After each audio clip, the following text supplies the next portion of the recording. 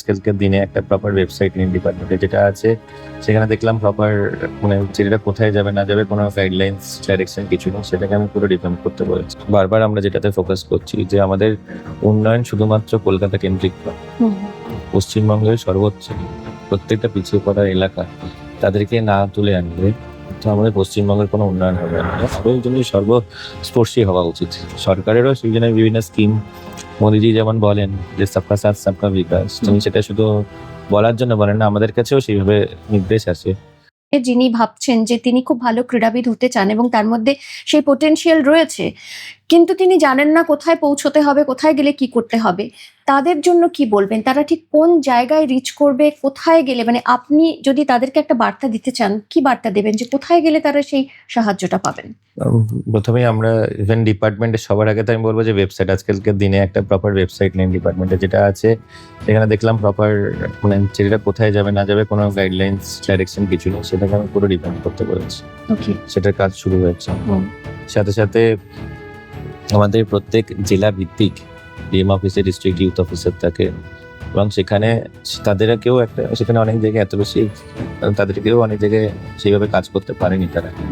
আমাদের সেটা ব্লক স্তর অব্দি থাকে, তো ব্লক ইউথ অফিসার অনেক জায়গায় ব্লক ইউথ অফিসার নেই, তো সেখানে আমরা ব্লক ইউথ অফিসার দিচ্ছি যাতে ব্লক স্তর অব্দি তারা দেখেন গাইড এবং তাদের কাছেও বিভিন্নভাবে এক একটা স্পোর্টস ডিসিপ্লিনের কার সাথে কন্ট্যাক্ট করবে, কোথায় যাবে, তাদের সেই নিয়ে ওরিয়েন্টেশনও করানোর আমাদের বিশেষ চিন্তা, তাদেরকে প্রশিক্ষণ করা।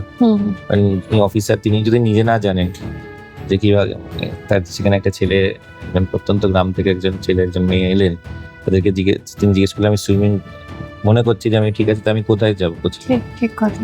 তো ন্যাচারালি সেই গাইড করার মতন তাদেরও প্রশিক্ষণ দেওয়ার একটা আমরা চিন্তা ভাবনা করছি, এই জন্য নির্দিষ্টভাবে সরকারি অফিসারদেরও আমরা প্রশিক্ষণ শিবির করবো যাতে তারা দেখেন গাইড দেন up to the ground level, অর্থাৎ আমাদের গ্রাম স্তর থেকে যাতে ছেলে মেয়েদেরকে কি আছে। আমাদের বারবার আমরা যেটাতে ফোকাস করছি যে আমাদের উন্নয়ন শুধুমাত্র কলকাতা কেন্দ্রিক নয়, পশ্চিমবঙ্গের সর্বোচ্চ প্রত্যেকটা পিছিয়ে পড়া এলাকা তাদেরকে না তুলে আনলে কিন্তু আমাদের পশ্চিমবঙ্গের কোনো উন্নয়ন হবে না। শুধু একটা শহর কেন্দ্রিক হয় না, বিভিন্ন ক্ষেত্রে আপনি মহারাষ্ট্রের আজকে উন্নয়নের কথা ভাবুন, অনেকগুলো ওখানে মুম্বাই একা নয়, মুম্বাই আছে, পুনে আছে, নাগপুর আছে, বিভিন্ন নাসিক আছে, অনেকগুলো যে সিটি টাউন সেগুলো গ্রো করে গেছে। সেই জন্য আজকে কিন্তু মহারাষ্ট্রতেও এতটা একটা দেখতে পাচ্ছেন ডেভেলপমেন্ট। উত্তরপ্রদেশের কথা বলুন, শুধু লখনৌ কেন্দ্রিক নয়, এখানে অযোধ্যার ডেভেলপমেন্ট আপনারা দেখতে পাচ্ছেন, সেখানে আমাদের বিভিন্ন প্রয়াগরাজের আপনি দেখতে পাচ্ছেন, কানপুর দেখতে পাচ্ছেন, সবাই গ্রোথ হচ্ছে। গ্রোথ এটা হবে এই জন্যই সর্বস্পর্শী হওয়া উচিত। সরকারেরও সেই জন্য বিভিন্ন স্কিম মোদিজি যেমন বলেন যে সবকা সাথ সবকা বিকাশ, তিনি সেটা শুধু বলার জন্য বলেন না, আমাদের কাছেও সেইভাবে নির্দেশ আসে। আমাদের সম্মানীয় মুখ্যমন্ত্রী বিশেষ করে বলেছেন যে সর্বস্পর্শী করতে হবে আমাদের, অর্থাৎ সকল স্তরের মানুষরা যাতে আমাদের সরকারি বিভিন্ন প্রকল্প হোক, বিভিন্ন সুযোগ সুবিধা হোক, বিভিন্ন ইভেন্ট সেটা স্পোর্টসের ক্ষেত্রে বিভিন্ন ইনফ্রাস্ট্রাকচার যেখানে ডেভেলপমেন্ট হবে বা এক্সপোজার হবে, কম্পিটিশন হবে, সেইগুলো যেন সর্বস্পর্শী, অর্থাৎ সবাই যেন সুযোগ পায়। একদম।